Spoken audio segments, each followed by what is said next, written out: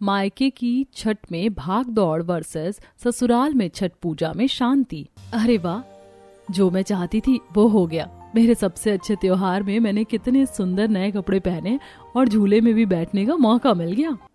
शीतल झूले में बैठकर बहुत खुश होती है और वहां से घाट पर जाकर गाना गाती है। शीतली बैरिया शीतल दूजे पनिया, कब देव देवता तू आके दर्शनिया हो। अब खाऊंगी अपना फेवरेट ठेकुआ। शीतल जैसे ही ठेकुआ खाने वाली होती है, उसकी सौतेली माँ बाल पकड़कर उठा देती है। क्यों रही अपनी माँ के होटल में सो रही है जो अभी तक उठी नहीं? यही हाल दिवाली पर था, यही हाल छठ पर है। खड़ी होकर जल्दी काम कर ले, छठ की तैयारी करवानी है। बेहया मुर्दे की तरह सोती है। 10 बार चिल्लाई तब जाकर झुंडे पकड़ने पर उठी है नास पीती। माँ दर्द हो रहा, मुझे छोड़ दीजिए। वहाँ क्या काम करना बताइए, मैं जल्दी से कर देती हूँ। गेहूं की बोरी उठा, छत पर ले जा। गेहूं को धोकर अच्छे से सूखा और 2 दिन बाद घर में ही उससे चक्की पर पीस कर, और अगर 1 गेहूं के दाने को जूठा करके गया तो मैं जो तेरा हाल करूंगी वो तो सोच भी नहीं सकती। जी माँ, मैं सब कुछ अच्छे से करूंगी, आप टेंशन मत लो। शीतल उठते ही गेहूं की बोरी उठाकर छत पर जाती है और एक टब के अंदर अच्छे से सारे गेहूंओं को 2-4 बारी धोकर सारे गेहूंओं को सुखाती है। बाप रे, इतने सारे गेहूं उठाने में मेरी हालत खराब हो गई और हाथ दर्द करने लग गया। अभी तो दिन की शुरुआत हुई है। 1 हफ्ते तक छठ पूजा की तैयारी छोटी माँ मुझसे ही करवाती रहेंगी। पिछली छठ पर भी छोटी माँ ने मुझे कोई कपड़े नहीं दिए, काम करवाया। हे छठी मैया, इस बार ऐसा मत करना। वो बहन यहीं पर बैठी रहेगी या छठ का और भी काम करेगी? जाकर घर की सफाई कर। लेकिन मैं गेहूं सुखा रही हूँ, छोटी माँ ने मुझे इसकी रखवाली के लिए बोला है। देख शीतल बहन, दोनों माँ के ही काम है। भाग दौड़ करके नहीं करेगी तो भी तेरा नुकसान है, और किसी काम को छोड़ेगी तो भी तेरा नुकसान। अब तू देख ले। ठीक है, तू जा, मैं आती हूँ। क्या करूँ गेहूं बचाने के लिए, जिससे चिड़िया या कोई बिल्ली वगैरह ना आए। हाँ, दूसरी साड़ी से ढक देती हूँ। ईंट से फिर कोई गिरा नहीं सकता, ना जूठा होगा। शीतल गेहूं के ऊपर एक हल्की साड़ी चारों तरफ ईंट लगाकर चली जाती है, जिससे कोई पक्षी उसे झूठा न करे, और इतने में भागकर नीचे रसोई के झूठे बर्तन साफ करके जाले हटाने लगती है। मुझे तो समझ नहीं आता, इस दिवाली की सफाई के बाद भी इतना गंदा कैसे हो गया। अब जल्दी से सफाई कर देती हूँ। बच्चों देखो, मैं तुम्हारे लिए गर्मा गर्म सब्जी, ब्रेड, पकौड़ा लेकर आया हूँ। चलो चाय के साथ खा लो। ये पापा, मेरा यही खाने का मन था और आप ले आए सुबह सुबह। इसका जो मजा आया है ना खाने में, वो कहीं नहीं है। ये बात शीतल के कानों में भी पड़ जाती है। उसके चेहरे पर गंदगी लगी हुई थी। हाथ धोकर वो हॉल में जाती है। पापा, मैं भी सबके साथ बैठकर खा लेती हूँ। अरे कम वक्त, तेरी हिम्मत कैसे हुई? तेरी इतनी औकात नहीं है कि तू हमारे साथ बैठकर ये सब खाए। और तुझे काम दिया है ना, काम क्यों नहीं कर रही? मैंने बोला ये मैं अपने बच्चों के लिए लेकर आया हूँ, तेरे लिए नहीं। मनहूस कहेगी, तुझे छठ पूजा की तैयारी करने के लिए बोला है। जा वो सब कर। पिताजी, मेरा भी ये खाने का मन है। आप मेरे साथ ऐसा व्यवहार क्यों करते हैं? तू हम सब पर एक बोझ है। तेरी माँ से जबरदस्ती शादी हुई थी मेरी, और फिर तू ही हो गई। अच्छा हुआ मर गई। उसके मरने के बाद अंबिका और अंबिका के बच्चे ही मेरा सब कुछ है, ना कि तू। अब तो पापा के मुंह से भी सुन लिया ना, तो खिसक जाना यहाँ से। चैन से खाने दे, नजर मत लगा। शीतल की आंखों में आंसू आ जाते हैं। वो वापस रसोई में जाकर सफाई करने लगती है और सारे बर्तन चमका कर रसोई में भाग दौड़ी करके छत पर जाती है, जहाँ गेहूं सुखाने के बाद उठा देती है। बाकी का कल सुखाकर गेहूं पीस दूंगी, फिर माँ नहाए खाए की तैयारी करेंगी। भूख भी लग रही है, क्या करूं? वो भूखी प्यासी कमरे की सफाई करने लगती है और घर का पूरा दिन सफाई करने में जाता है। बेचारी को मुश्किल से खाने का वक्त मिलता है। अगले दिन भी 5 बजे से उठकर वो खाना बनाने की तैयारी करती है और धूप आते ही गेहूं को सुखा देती है और 4 घंटे बाद उसे चक्की पर पीसने लगती है। अरे बाप रे, कितना भारी है ये चक्की चलाना।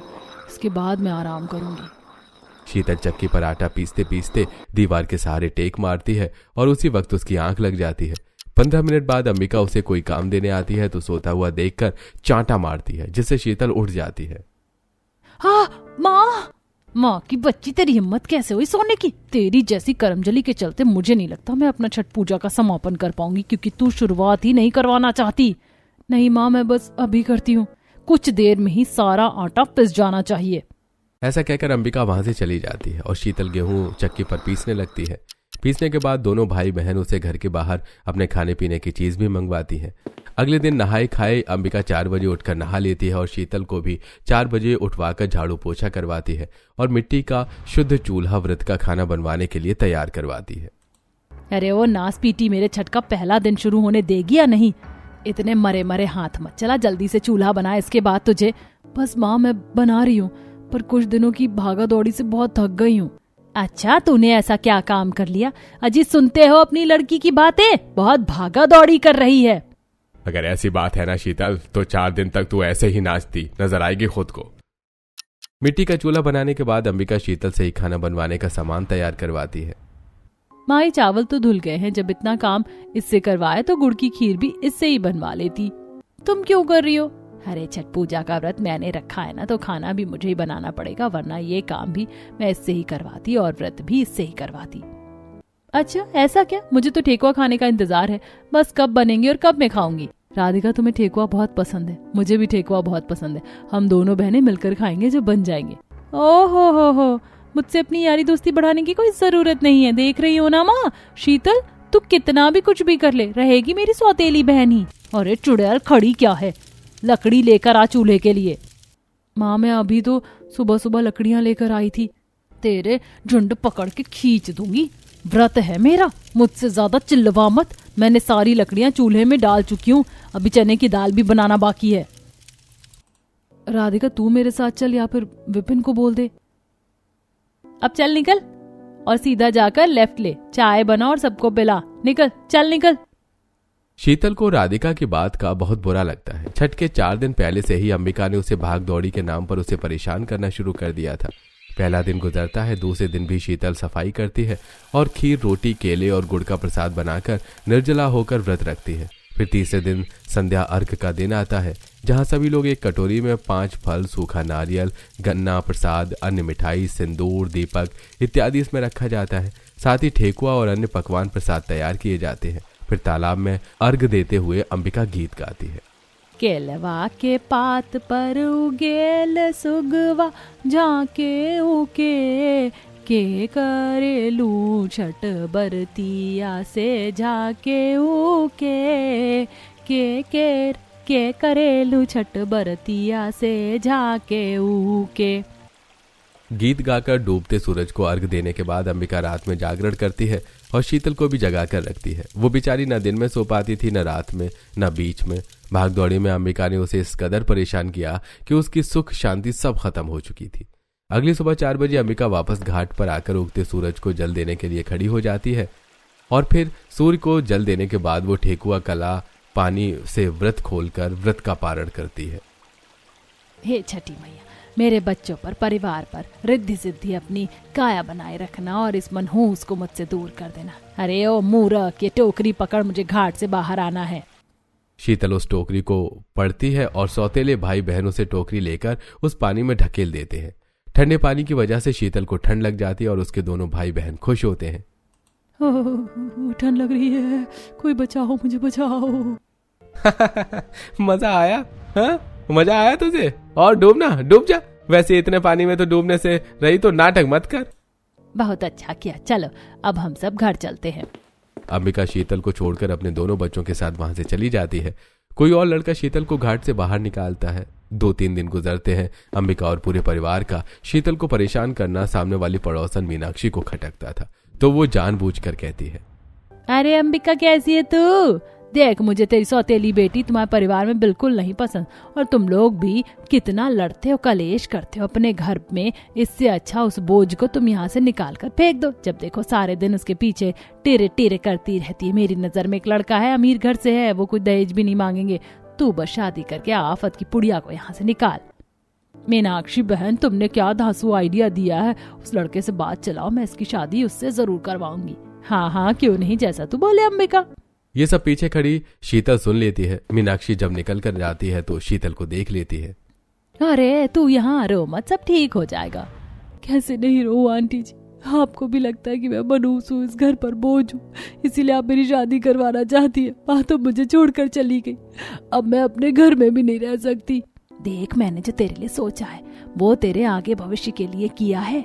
तो उस ससुराल में तू बहुत खुश रहेगी। वो लोग मेरे जान पहचान के, तेरी माँ मेरी बहुत अच्छी सहेली थी, वो तो चली गई, तो मैंने सोचा मैं थोड़ा अपना फर्ज निभा दूं। चिंता मत कर मेरी बच्ची, सब अच्छा होगा। तब शीतल मीनाक्षी के गले लग जाती है। दिन गुजरते हैं, मीनाक्षी भी अमीर ससुराल वालों से शीतल के बारे में बात कर लेती है। ऐसे लड़की फोटो में तो सुंदर लग रही है, और जो तूने बताया वो भी हमें पसंद है। मुझे सर्वगुण संपन्न सिंपल लड़की मिल जाए तो और क्या चाहिए। ठीक है, मैं लड़की वालों को ना तेरे घर जाने के लिए कहती हूँ। मीनाक्षी के कहने पर एक दिन अंबिका सुरैया से मिल लेती है और शादी की बात करती है। अंबिका और धर्मेश मीनाक्षी की बात समझ नहीं पाते और खुशकिस्मती से शीतल गौरव से शादी कर आलीशान ससुराल पहुंच जाती है। बड़े से ससुराल को देखकर शीतल काफी हैरान होती है। बाप रे, इतना शानदार और बड़े बड़े झूमर, बड़ी बड़ी दीवार वाला ससुराल मेरा है। मुझे तो यकीन नहीं होता। यकीन नहीं हो रहा ना भाभी, तो कर लो, क्योंकि आप नहीं जानती हमें इतनी अच्छी प्यारी भाभी मिल गई है कि आपका इंतजार न जाने हमें कब से था। हाँ बहू, मुझे मेरी लक्ष्मी मिल गई। इस घर में मेरी 2 बेटियां हो गई और मुझे क्या ही चाहिए। शीतल बेटा, अगर तुम्हें किसी चीज की कोई कमी लगे या कुछ भी चाहिए हो तो मुझसे सिर्फ एक बार कह देना, झिझकना मत, मुझे अपना पिता ही समझना। ये सुनते ही शीतल की आंखों में आंसू आ जाते हैं। अरे भाभी, आपकी आंखों में आंसू कैसे आ गए? वो बस ऐसे ही खुशी के आंसू। ओहो भाभी, ये तो पापा की वजह से आपकी आंखों में खुशी के आंसू आए हैं। अगर किसी और की वजह से सच में आप रोती तो उस इंसान का तो हम भुर्ता बना देते। आप हमें अपना देवर मत समझो, हम तो आपके वो बॉडीगार्ड हैं, भाई जैसे, जो हमेशा आपकी रक्षा करेंगे। आप दोनों देवर जी बहुत प्यारे। मुझे नहीं पता था इतने प्रोटेक्टिव देवर मेरी किस्मत में है। अरे शीतल, किस्मत में तो तुम्हें बहुत कुछ मिलेगा, तुम बस देखती जाओ। रामू काका, हरिया काका, जरा फूलों की बरसात तो कर दीजिए। गौरव की बात सुनते ही घर के नौकर बहू के ऊपर ऐसे फूल की बरसात करते हैं कि शीतल चौंकती रह जाती है। ये तो बहुत अच्छा है। ऐसा लग रहा है कि ये सब सपना हो। माँ जी पापा जी ने तो आते ही मुझे बेटी का दर्जा दे दिया। क्या ये सच में होता है? बहू, तुम थक गई होगी, अब आराम कर लो। पर ये बताओ, तुम्हें कुछ ठंडा पीना है या गर्म चाहिए? सूप चाहिए? बताओ क्या लोगी? कुछ नहीं माँ जी, फिलहाल मुझे कुछ भी नहीं चाहिए। ठीक है बेटी, आराम करो। सब अपने कमरे में जाकर आराम करते हैं। शीतल को अपना बड़ा सा कमरा भी बहुत सुंदर लगता है। तब दोनों पति पत्नी थोड़ी बहुत बातचीत करके सो जाते हैं। शीतल को जल्दी उठने की आदत थी तो जल्दी उठकर घर की साफ सफाई करके नहाकर रसोई में खाना बनाने चली जाती है कि नौकर सुरैया को बता देते हैं और सुरैया बहू के दोनों हाथों को पकड़ लेती है। अरे अरे शीतल बहू, ये तो क्या कर रही है? शादी के बाद ससुराल में पहला दिन है, हाथों की मेहंदी नहीं उतरी और सुबह 6 बजे ही तू खाना बनाने चलती रसोई में। लेकिन माँ जी, एक सर्वगुण संस्कारी बहू तो जल्दी उठकर अपनी ससुराल की पहली रसोई की रस्म निभाती है ना। हाँ, तो अगर तू ऐसा नहीं करेगी तो क्या तू अच्छी बहू नहीं कहलाएगी? तू तो हमारी अच्छी बिटिया है। जब तेरे हाथों की मेहंदी उतर जाएगी 10-15 दिन बाद, तब आराम से खाना बना लेना, हम खुशी से खाएंगे। ये सुनते ही शीतल अपनी सास को गले लगा लेती है, जहाँ उसे भयानक मायके का दृश्य याद आ जाता है। ये सुबह जल्दी उठना भूल चुकी है। रोज 5 बजे बोलती है, आज 7 बजाती है। उसने खाना भी तैयार नहीं किया। बताती हूँ शीतल। अंबिका शीतल के हाथ पर सोते हुए गरम चाय की प्याली लुढ़का देती है, जिससे छटपटाकर शीतल जाग जाती है। माँ, हाथ जल गया मेरा, हाथ जल गया। माँ, ये चाय कैसे आई? ये शुभ काम मैंने किया है। अब जल्दी उठने का कष्ट कर, वरना ये गर्मा गर्म चाय अगली बार तेरे चेहरे पर मारूंगी। रोते हुए शीतल घर का काम करने लगती है। एक वो मायका है जहाँ हमेशा मुझे अलग अलग टॉर्चर से जगाया, और माँ जी ने मुझे यहाँ जगाया भी नहीं और खाना बनाने को भी मना कर रही हैं। क्या सच में ससुराल वाले इतने प्यारे होते हैं? जा मेरी बहू, अभी आराम कर ले, 1 घंटे बाद सब ब्रेकफास्ट करेंगे। ठीक है माँ जी। बहू अपने कमरे में आराम करने चली जाती है। कुछ देर बाद नौकर मिलकर खाना बना लेते हैं और सब एक साथ बड़ी सी डाइनिंग टेबल पर बैठकर खाते हैं। शीतल को यह भी बहुत अच्छा लगता है। वाह, ये आलू प्याज की कचौरी तो मेरी बहुत फेवरेट है। माँ जी, क्या एक और ले लूं? अरे भाभी, झिझक क्यों रही हो? आपका ही घर है, एक नहीं 4-5 खाओ। हरिया भैया बहुत अच्छी आलू प्याज की कचौड़ी बनाते हैं। हाँ बेटी, ये लो खाओ, और पुदीने की चटनी के साथ में और बढ़िया लगेगा। बहू, मुझे मीनाक्षी से पता चला तुझे आलू प्याज की कचौड़ी और मीठे में शाही रबड़ी पसंद है। देख, मैंने तेरे लिए ये भी बनवा दिया। सच माँ जी, ये तो मुझे बहुत पसंद है। पता नहीं आखिरी बार इसे कब खाया था, कब देखा था। क्या ये मैं खा सकती हूँ? अरे बेटा, सब तुम्हारा है, खा लो। तब शीतल बड़े चाव के साथ आलू प्याज की कचौड़ी और शाही रबड़ी खाती है। एक हफ्ते बाद शीतल अपने ससुराल में पहली रसोई बनाती है, जहां उसकी मदद के लिए नौकर और सास भी थी। काम बहुत जल्दी खत्म हो जाता है। ये देख उसकी आंखें भर आती हैं कि एक मायका था जो सारा काम उस पर छोड़ दिया जाता था और वो सारी भाग दौड़ अकेले करती थी, और यहाँ सब उसके साथ होते हैं। फिर सब बहू के हाथ का खाना खाकर उसे तोहफे देते हैं। वाह बहू वाह, इतना बढ़िया तो खाना हमने आज तक किसी होटल में भी नहीं खाया। मुझे लगता है भाभी आपके हाथों में जादू है। अब तो रोज इतना टेस्टी खाना खाकर अच्छा दिन जाएगा। मस्का लगा रहे हो देवर जी? नहीं नहीं भाभी, वाकई में खाना बहुत अच्छा बनाया। चलो आप भी खाओ। अरे भाई, हम भी अपनी बहू को खिलाएंगे। हाँ, तो सबसे पहले शुरुआत मुझसे होगी। एक एक करके सभी घरवाले बहू को अपने हाथ से खाना खिलाते हैं और उसे सुंदर सुंदर गिफ्ट देते हैं। बाप रे माँ जी, आप सब लोगों ने मुझे इतने सारे गिफ्ट दिए हैं, ये उठाऊंगी कैसे? मुझे डायमंड का सेट, गोल्ड सेट और ये sari gift, branded makeup box, मुझे तो ये इस्तेमाल करना भी नहीं आता शिवानी। अरे भाभी, जब आपकी सिस्टर इन लॉ है तो किस चीज का गम है? मैं आपकी मेकअप आर्टिस्ट, खुद आपको सिखा भी दूंगी और कर भी दूंगी। मुझे तो अभी भी यकीन नहीं हो रहा भगवान जी कि मैं इतने अच्छे ससुराल में आ गई हूँ। सबने मुझे कितने सारे गिफ्ट दिए, इतने गिफ्ट तो मुझे आज तक कभी नहीं मिले। माँ के जाने के बाद पिताजी ने एक भी जन्मदिन या किसी त्योहार पर मुझे कुछ नहीं दिया।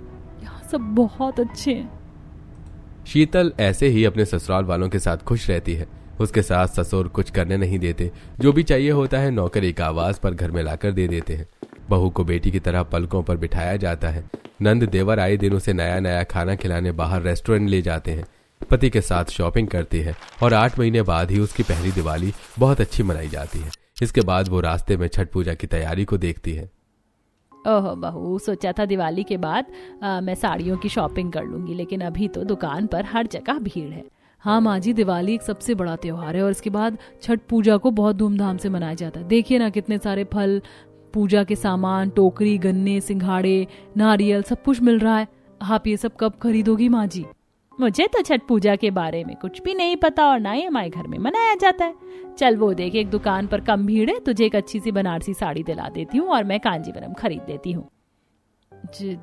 जी माँ जी, मुझे तो लगा था कि ससुराल में पहली दिवाली की तरह धूमधाम से पहली छठ पूजा भी मनाऊंगी। मायके में तो कभी छठ पूजा मना ही नहीं। लगता है मैं जिंदगी में कभी छठ पूजा मना ही नहीं पाऊंगी।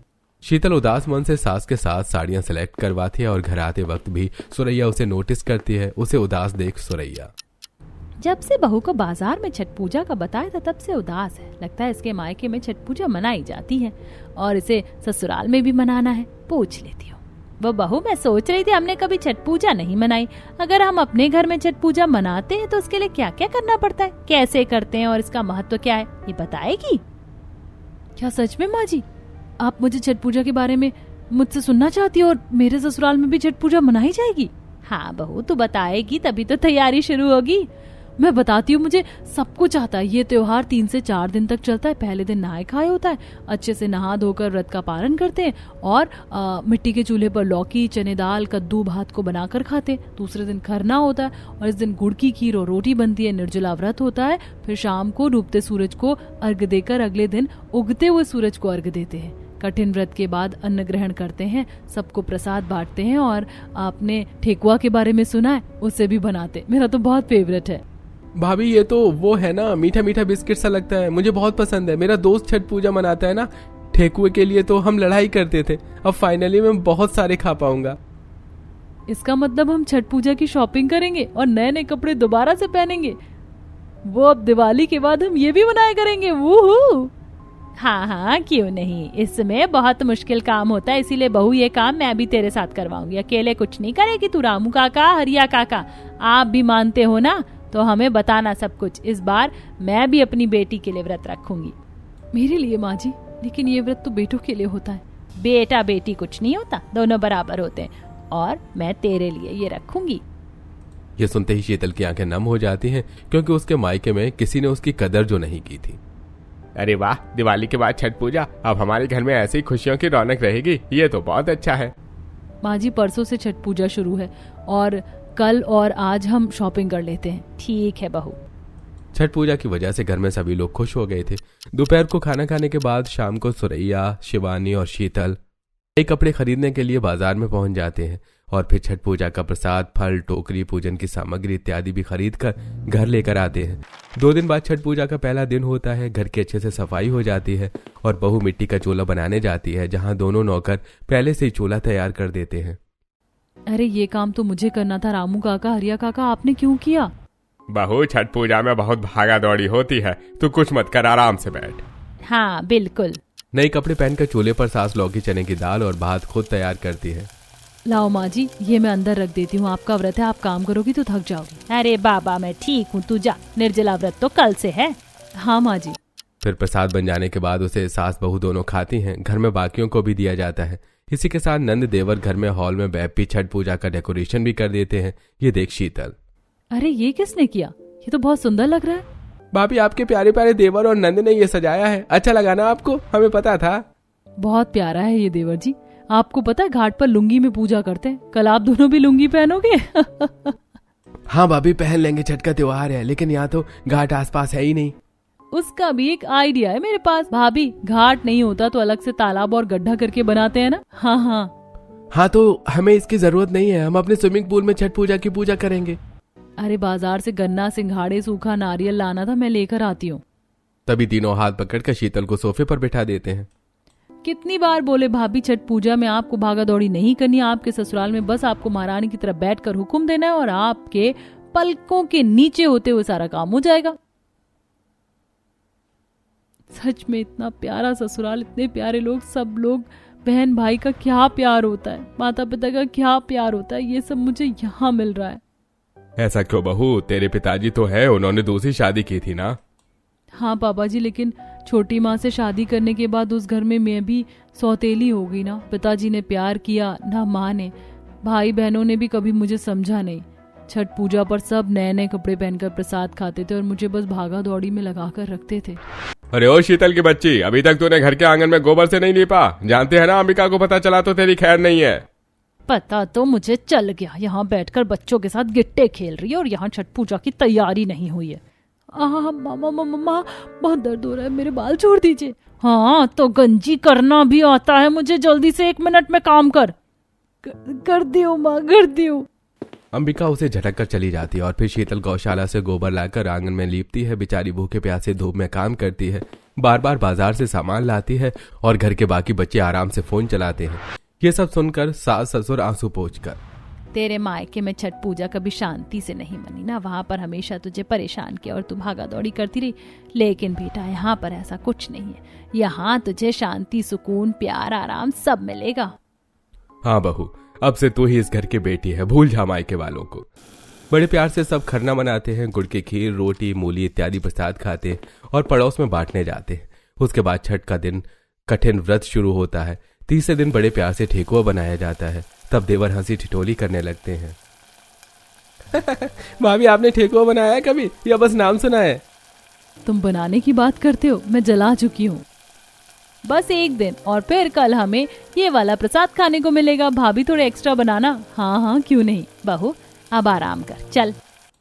शाम को शीतल नंद के साथ मिलकर स्विमिंग पूल को ही घाट की तरह तैयार करवा देती है। तब आसपास के पड़ोसी लोग, अरे सुरैया बहन, तुम कब से छठ पूजा करने लग गई? इस बार तो घाट पर बहुत भीड़ है, क्या हम तुम्हारे बनाए घाट पर पूजा कर सकते हैं? हाँ सुरैया, लगता है बहू के आने से तुम्हारा मन बदल गया है। हाँ हाँ, मुझे तो छठ पूजा का त्योहार बहुत अच्छा लग रहा है, जैसे कि मेला लग गया। आओ तुम भी आओ। फिर सूरज डूबने वाला होता है। तभी सभी औरतें लंबे नारंगी सिंदूर को लगाकर हाथों में टोकरी लिए पानी में खड़ी हो जाती हैं और सुख शांति की प्रार्थना करती हैं और जल चढ़ाती हैं। शीतली बरिया शीतल दूजे पनिया, कब देव देवता तू आके दर्शनिया।